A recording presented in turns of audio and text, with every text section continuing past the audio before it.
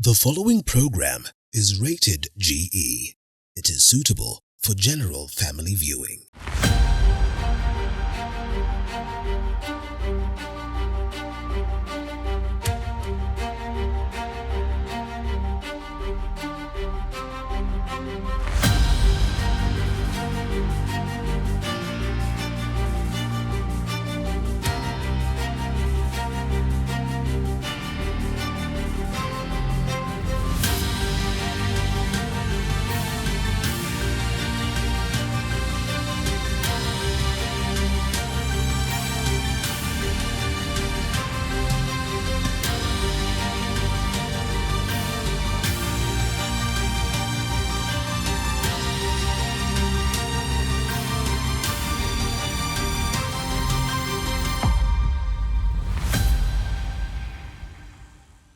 Today we're going to go more into an internal conversation, more internal led. As a founder, some of the internal emotions you go through, and really non-technical, but more around seasons of change.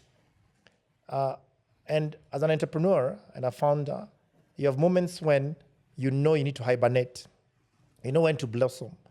And even as you think about in our religion, in our religious ecosystems, we just came from Lent as Christians, or Muslims, you come from Ramadan.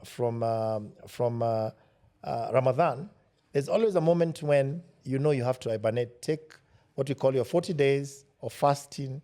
I think also entrepreneurs and founders, we go through the same kind of journey where you know you need to regroup.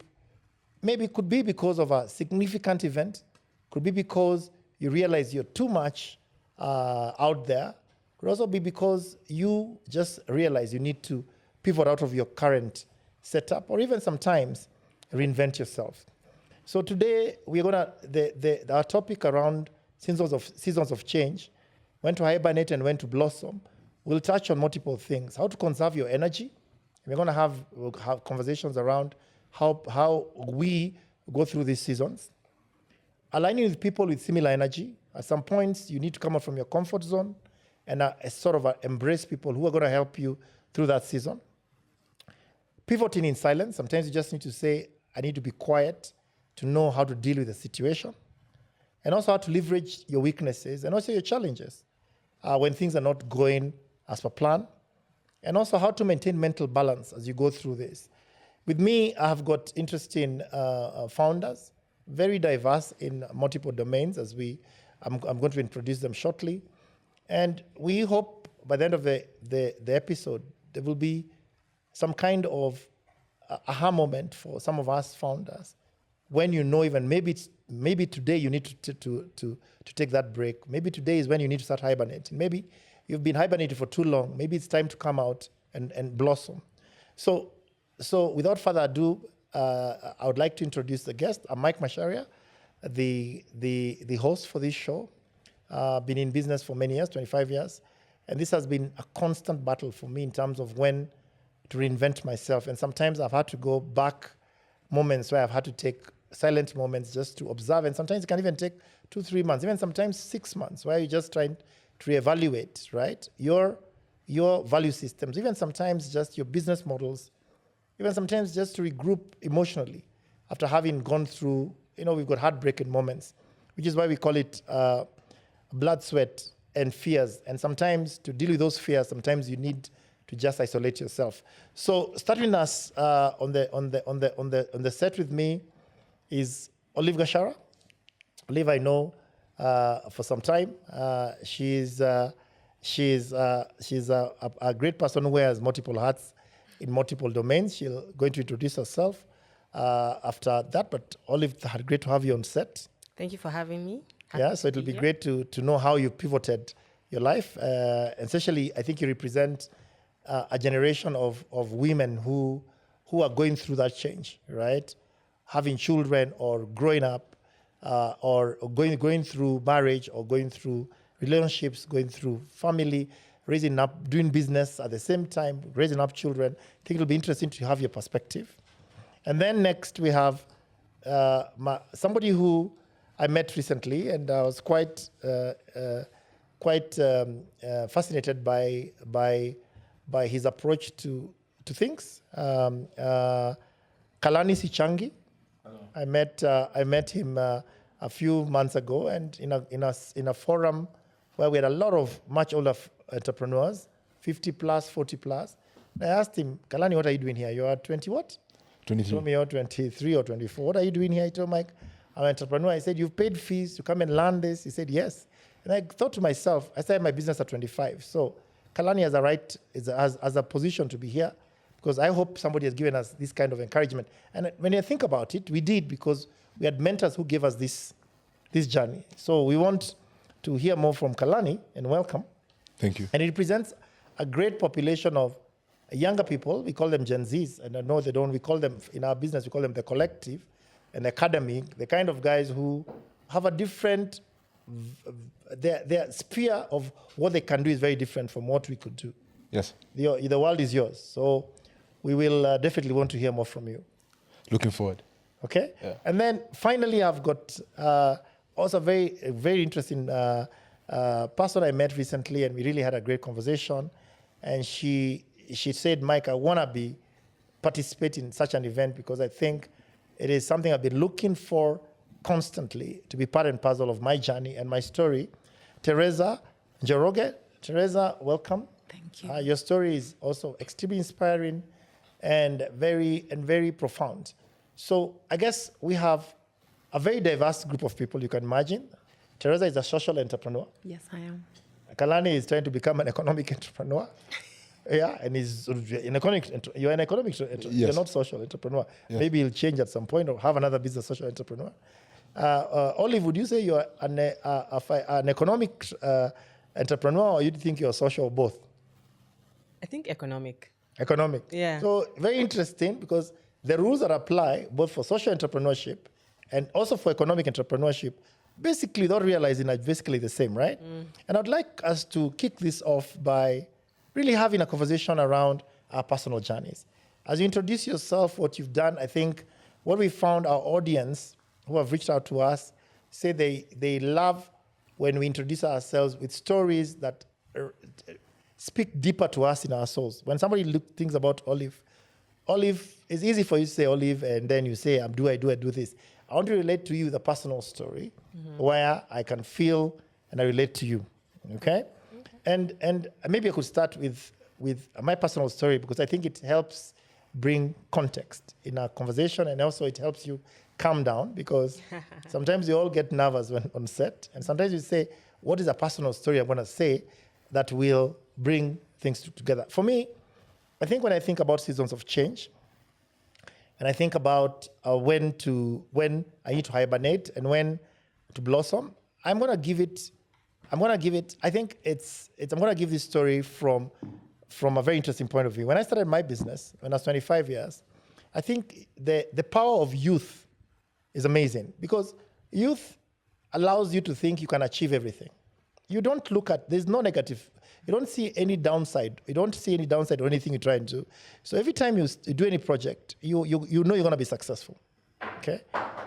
But the moments when, as you grow, okay, as a business when I started 25, my disappointments were not as many. Or maybe I handled disappointments much better. Now, what I found as I grew in my career as an entrepreneur, my first disappointments were when I went to pitch for a big project and I lost it. And I'd put everything in my soul to win that project, and we lost the project. The first thing was healing, that, my God, how could they do this to me? I was the best, you know? They're not fair. Why are they playing unfair to me, right? That was in itself my first big lesson. And I started healing from, it's okay to have a project. It's okay to lose. It's a move on and win another and try it another day. And that to me was the first big lesson. The next big lesson for me as I grew was, I had this initiative where I'd hire very young people from university. I would even house them, put them in guest houses, work with them, build them. They almost became like my personal friends, right? Because I'm building these guys from school, right? Hiring from campus, going to their homes that I'm paying the rental, getting them, building them, seeing them getting married, okay? But the biggest disappointment was when somebody quits on me on email. And I'm thinking, my God, this guy, I don't know him. He's not my relative. I've done all this for him, and they've quit. How? On email. There wasn't WhatsApp for them to quit on WhatsApp. It was SMS. And I say, it used to break my heart. Like, it used to break my heart so much. And I realized, wow, I need to detach from this feeling. That was when I also realized that there are times when people will come in your life and they'll have to go when they serve their purpose. That was also a very big change for me, right? As I moved on in my journey in terms of when to take a back step and say, okay, these guys, they're great guys. We've become intimately connected, like friends. I attend their weddings, but they still have to go on with their careers. Today I meet them, and there's no bitterness. I'm so happy because they tell me, Mike, I was part of your journey. You're part of my journey. Today I have a business I'm running. I am senior executive at this big corporate, and I learned this journey from you. So there is that journey I learned. Sometimes you have to let people go, right? And then as part of the business also, as you went along, is disappointments. You sign large contracts, or in the middle of a transaction, and you realize life is not fair, right? People are going to be unfair. People don't play fair to the game. There's a lot of dishonesty. There's a lot of mistrust. And you then came to this world thinking everything is just the way it should be, only for you to realize that it's not the way it looks. And that acceptance that life is not fair from that point of view was also another turning point for me. That I realized that, wow, I can have all the contracts I want. I can sign all the contracts I want to sign. They can be elaborate, whatever, how many pages, but somebody somewhere will do what they need to do because they feel it's their right to do what they need to do. Whether it's legal or not legal, that's a different conversation, right? And that, at the same time, realizing that the safety net you had by thinking, I have built this big brand as a business. Everybody knows me. Then I ask myself, why would anybody want to destroy my business that I've built for 20 years? What's wrong with them? Can they understand this is a country, this is an icon, this is a project? We are a representation of what is possible. But somebody else doesn't see it. Somebody feels it's their right to do what they want to do. So for me, that also is another realization. And a moment when I had to go to my Moses in the mountain kind of situation and decide, my God, how will I handle this situation? And those are heartbreaking moments that make you go back and realize, I need to take a back step. How do I deal with this situation? Employees will come, will go. People you love most, who you've built a business with, they have to change careers. You're thinking, this was my star employee. How do I regroup? So in the case of employees, I decided to build an academy, which I called Knowledge for Life. A lot of people passed through. I decided, okay, the way it's going, when you're in high seas, when you're in an ocean, and you're sailing with the winds, right? What happens? The boat will go towards the direction of the wind. So employees will come and go. So it's like wind. Talent will come and go. So how do I manage this sail? The only way to manage this sail is to create more sales. Yeah. So create an academy, train more people. So as people leave, they replenish your business. So that was my problem. But that I had to regroup. I had to come back and figure out how do I deal with that issue. Yeah. It took time to figure out. Then moving on to look at disappointments of projects, lose the projects. I started realizing I figured out that the only way to win projects that I'm guaranteed, I need to architect these projects from inception. I need to be the only one with the capacity to execute this project, right? And that's how I ended up building massive projects. Because at some point, we were the only company capable at that price point to execute such large projects in the country. Even today, there are many companies that can execute projects that 7C Technologies could do in the market. Then we moved on to figure out how do you deal with a situation where you're trying to build a business and anything can happen. Then you diversify risk. You start realizing there's country risk. Yeah, you have a country risk issue. You start realizing, do I keep my business, all my eggs in one country as a business? Do I diversify and start creating what you call structures that allow me to export intellectual property at a global level, right? Good and bad, but you can only do that when you take a back step. And also removing yourself from the comfort zone of people you're constantly with, right? People who can give you a different perspective of what you need to do. That is now from our point of view. I'm sure we're going to touch on this as we go along, but I think it is giving you a little bit of perspective of what we want to discuss. How do you regroup? How do you look at new tactics? How do you think through a problem And how does a problem become an opportunity? Okay? And how also do you grow internally as an individual, right? In terms of accepting stuff by going through it. You know, you have to go through fire to accept, right? And I think I leave it now to the floor, and maybe I'd like to start with today I'll go clockwise. With Teresa, you know, Teresa, your conversation when we met, we had a very good conversation around many things. And I think there's a lot of alignment around a lot of things in terms of when you regroup, when you come out stronger, when you rethink what you need to do. So it'd be great for you to share your story from that, with that level of context, to be able to inspire the next generation of people. Somebody could be watching, trying to figure out maybe the misfortune they have today could be an opportunity for them. So I want to leave you to sort of lead us through that conversation. Then we'll go clockwise as we look along. And there are many people definitely aspiring to listen to you, to all of you. Thank you. Thank you very much, Mike, for that preamble. Indeed, in life, it's first and foremost, it's not a straight line. And there are all these things that come at you, good, bad. Just listening to you, you know, I was thinking to myself that it is in those moments that, you know, we're heartbroken, that things didn't go the way we had planned for them to work out. And you also touched on the comfort zone.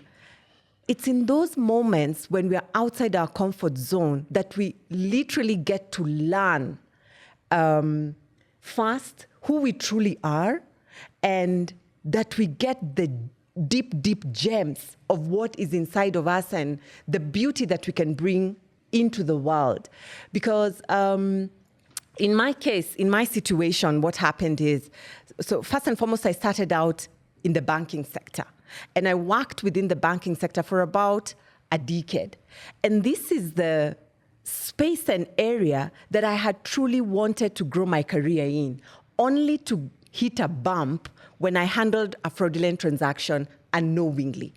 And the worst case scenario that I had imagined would come out of handling this fraudulent transaction was maybe getting fired or not continuing to grow my career within the banking sector. And then the worst happens.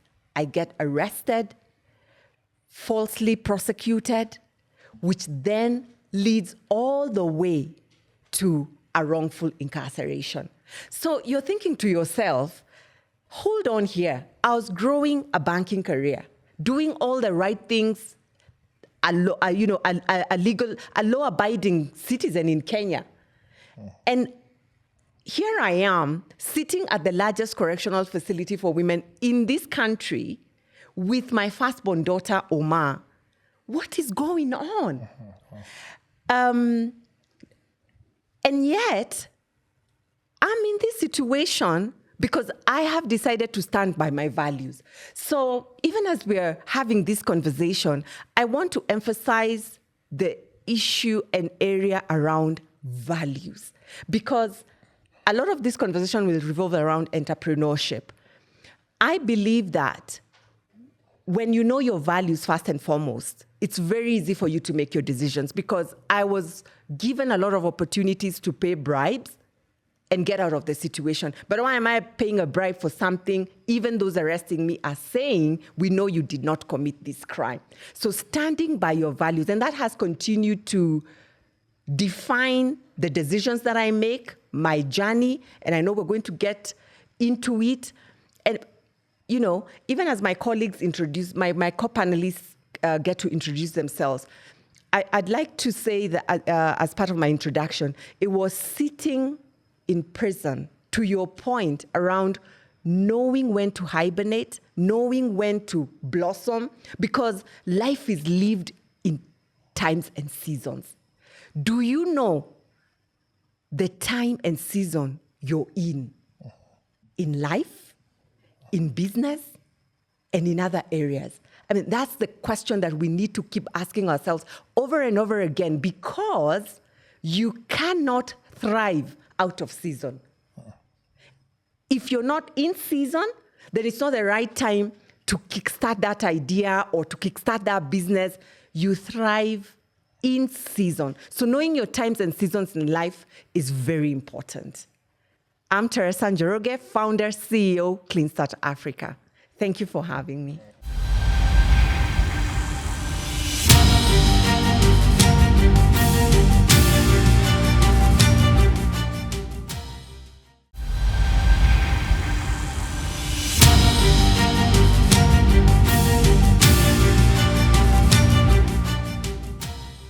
Transition to Sichangi, for instance, you're younger, today there's a lot of noise.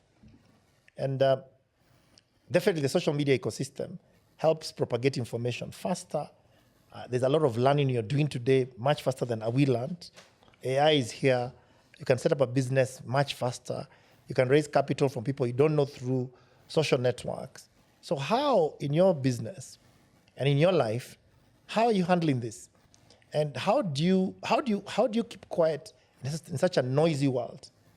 There's so much. When you open your phone, there's so much to see. There's so much happening. Like, my God, this is too much, right? Yes. How do you keep quiet in an era where you've been brought up with all this noise? I think to give context, being the CEO of a group, I've had to traverse a lot of experiences which you've mentioned. So I think from one being a sole proprietor, moving into having a small startup, into running an enterprise, and all of these changes require you to have a lot of self-assessment. So I think having a supreme knowledge of self helps you understand when should I make noise, what needs to be made noise about. And some of these things can only be learned through execution. I think once you understand that social media is a tool, you understand how to use your tools better. A hammer is not adequate, or is not an adequate tool for every task. So what task am I trying to achieve? Am I doing a business-to-business venture? Am I doing a business-to-consumer venture? In what space am I making noise in? Because not all noise is meaningful. I think sometimes you can listen to music. Other times our neighbor is hammering something into the wall. So is your noise meaningful? And that self-assessment helps you determine what, from where you sit, is it fame I'm looking for? Is it wealth I'm looking for? Is it the validation of my peers I'm looking for? And what's meaningful to me? Do I want to be wealthy? Do I want to be famous? Do I want to be a social entrepreneur? Do I want to be an economic entrepreneur? And what does that require of me then? I think that becomes a very good rubric to use. Interesting. As you say that, I was just thinking about something you've said, and coming back to relate to what Teresa said. You know, one day, and maybe one day, and I'll tell that story as we move to Olive. One day when I was really having my own crisis with customers and with my large government customer, I would open the newspaper. I'm driving to work. I would look, somebody would forward me an article. I say, what is this? Like, what is this? I read it, I say, this is too untrue, right? Then I'll be driving, and then we'd go, my son would be, then he was maybe 7 years. When I come maybe to Peponi, at that junction, you'd look, the newspaper guy would come to your screen. To your window. And you see the window there, sorry, and then you see your picture, headline. You say, what is this headline business? Yeah, what is this about? Then you figure out, why don't I buy? But you know the story, and you don't even have the bandwidth to read it. As you now drive off, a few minutes later, the young one tells you behind, hey, Baba, you're on there. Why didn't you buy the newspaper? I saw you. And you think, hey, what did he just tell me? And you drive off, and you eventually, definitely, then you start realizing that in this season, as I'm going through this, should I be quiet? Because other people are going to own the story for you. Mm. Are you going to be the one to own the story? Mm. And I remember driving off that day as we drove towards Sarit Center, I told myself, I will own this story. Mm. I don't care about this remaining hibernated. Mm-hmm. I will blossom in this chaos. Yeah. Yes. You see, now for myself, I said, now let's take this war to the streets. Yeah. Is that correct? Because I realized these people are going to take me down to my grave here. Mm-hmm. Let's take the war to the streets. Yeah. The way it goes, it goes. Yeah. I have nothing to lose anymore. Mm. Let's take it to the streets. Mm. So sometimes also, as you're saying, sometimes even when you think you need to hibernate, maybe that's the time when you need to be out of this barrel. Yeah. Okay, so Olive will come to that. As I'm just give an example of we need somebody somewhere could be thinking right now, should I just remain quiet here in my own small house? I don't come out, I don't go to I'm not seen in public. Maybe that's the time you need to be out. Yeah. So Olive, over to you. Well, you've left it hanging. Okay. Over to you now. It's really your story about. Okay. It's really your story about when you think about do I hibernate, when to blossom? Because you're also a public person. Yeah. You're not. I wouldn't say you're not a public person. Yes. That's The moments you've hibernated, the moments I see Olive, I see a lot of stuff you're doing. The moments I just see you've gone. I know. Then Quiet. you appear and people wonder where you are. Yes, then you wonder, hey, what happened to her? Start saying what happened to her. Anyway, your story. So my name is Olive Gashara. I am an image and brand consultant, and I'm also the founder of Couture Africa, which is a luxury media and events house, amongst many, many other things. But those are the two sort of main brands that people know me for. And I wear many hats to that extent. I have been in business, I think, now for 20 years, which is a long time. Yes. So when I hear it's 23, I'm like, where? Anyway, so I've been in business for 20 years, and in those 20 years, I've done many things. And I think when I started, first of all, entrepreneurship was not a thing. Everyone was just a business person, right?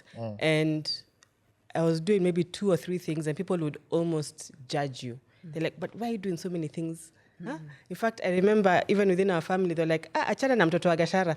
That one is not focused. She doesn't know what she wants. But then now, 10 years in, wearing many hats becomes the trend. And I'm like, well, guys, I kind of knew this before. You all knew this. So I think my story, I don't know if I should get into it in detail. But sure, yes, sure. That's what we want. We've said unfiltered story. So my story or the change in my career has been very organic, right? And when it comes to seasons of change, it can be triggered by 2 things. It can be triggered by something negative. It can be triggered also by something positive. And I believe, especially when things are going good in your business, they always say sell when you're at the top, right? So when things are going well, maybe it's your cue to now use that success to pivot into something else even better. You get what I mean? As opposed to waiting to say, okay, let me ride this for as long as it can go. Then, because businesses plateau. So you all know the trend.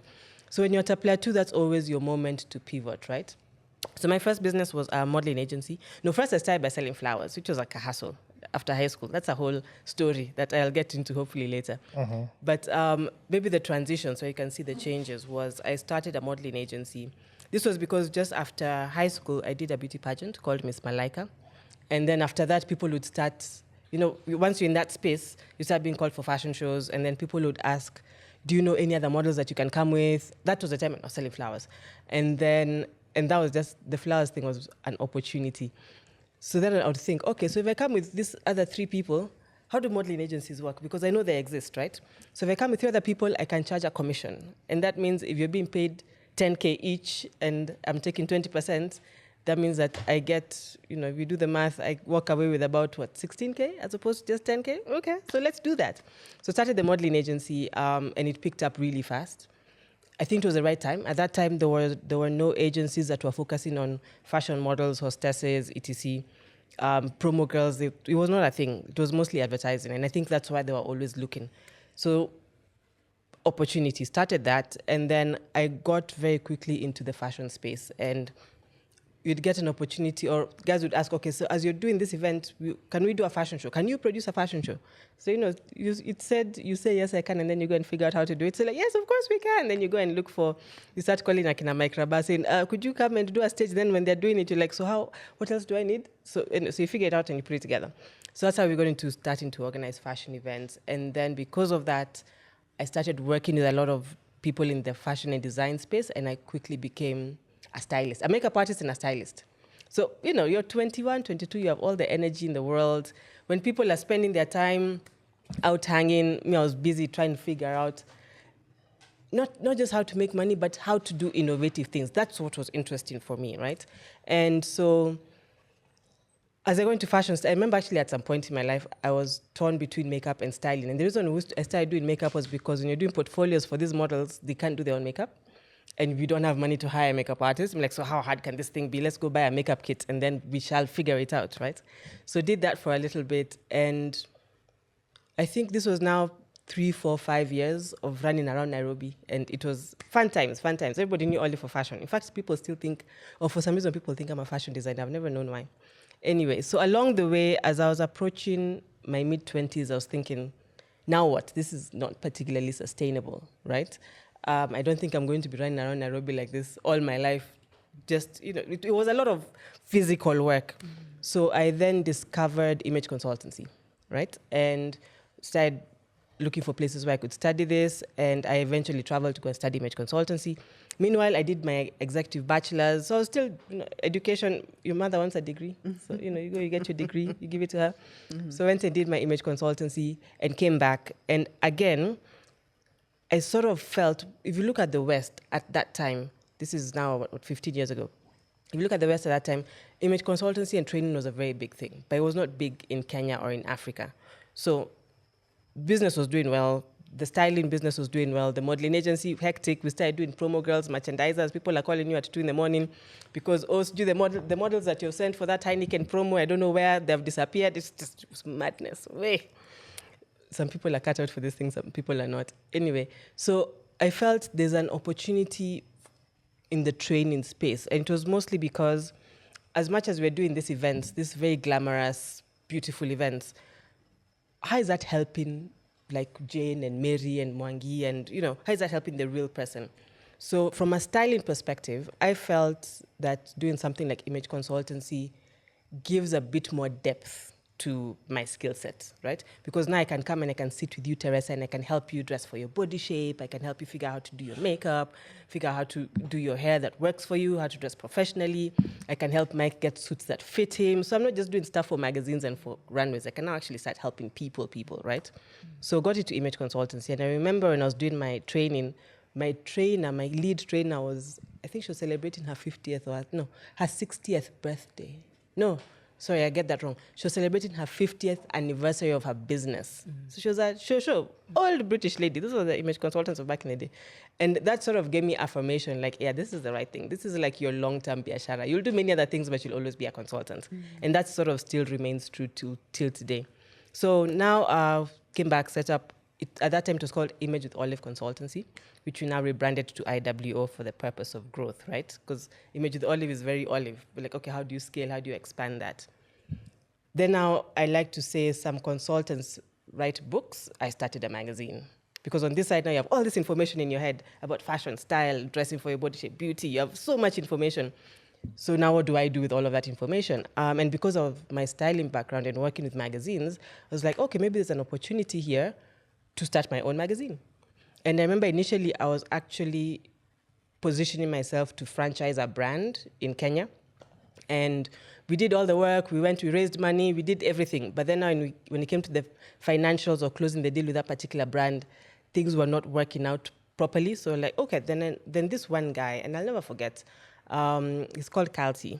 He sat down and he told me a story about how various brands, especially guys who do international franchises from the US into SA, he told me a story about this one guy who grew an American franchise for 15, 20 years.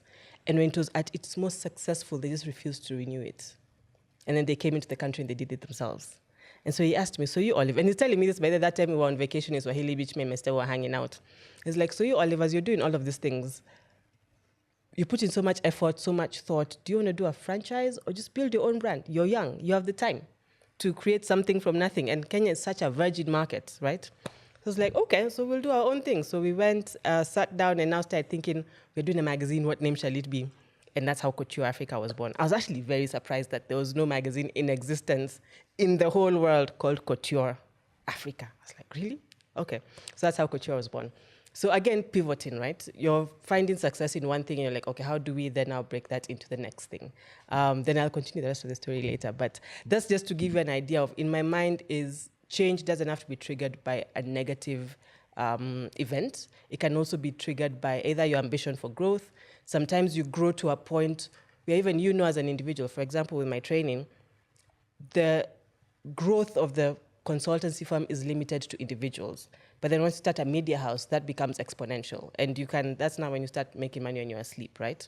So also just realizing, opportunities to change and to pivot when things are ripe, when things are doing really well, to build on the strengths and the foundation you already have.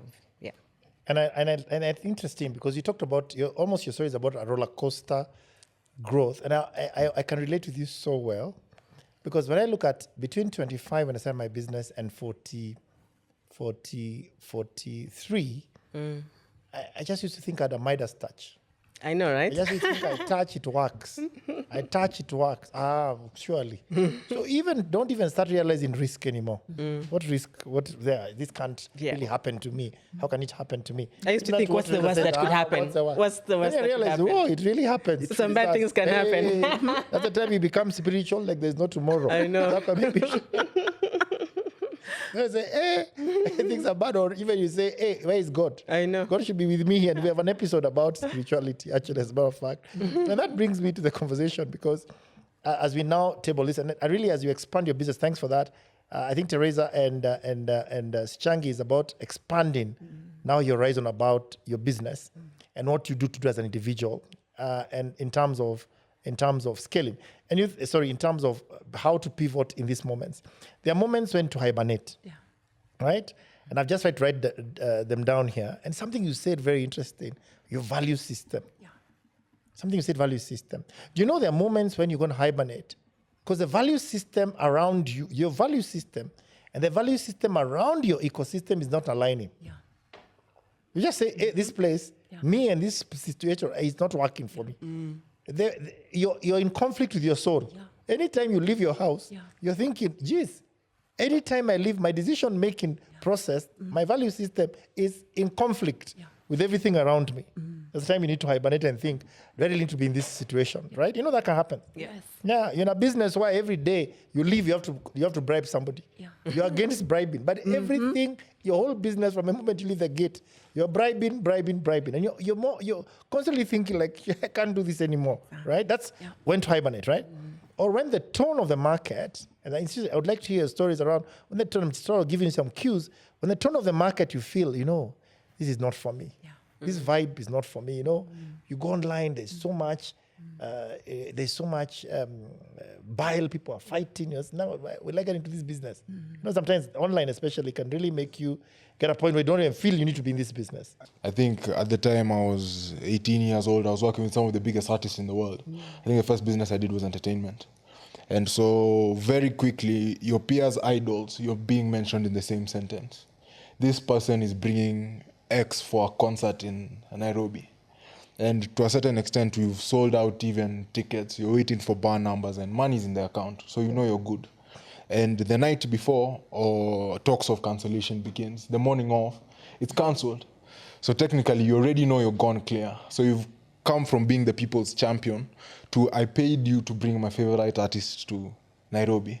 And now the morning of, you're telling me it's cancelled. So you've gone from this demigod to the how do I say, the class clown very quickly. People even tell you shouldn't show your face anywhere. And you don't have much experience in life to know that this is a season that will pass. When you're 18 years old, it feels like your life is over. And so it then teaches you, I think, at what point do you reassess or do a self-assessment? Is what they're saying true? Does it actually speak to reality? And if it's not, should I then speak up for myself? And even in speaking for myself, should I do it through action or through words? Because for me personally, I chose I'll step out, actually continue to build this business, which is now successful and even has subsidiaries under it. And I think I proved to the market through my action, not even my words, several years later, that I'm who I claimed to be. So that's just a context in which probably also your value system of, do I enter a mud-slinging competition online? And especially as an executive, I'm not the average individual that you find online, or I have larger aspirations than the average individual. So can I then partake in the average individual's activities online? That's a good one. Yeah, because when you put yourself in that position, then you don't know who is the pig, who is the mud. Yes. Everybody, all of you guys look like you're in the same mud, right?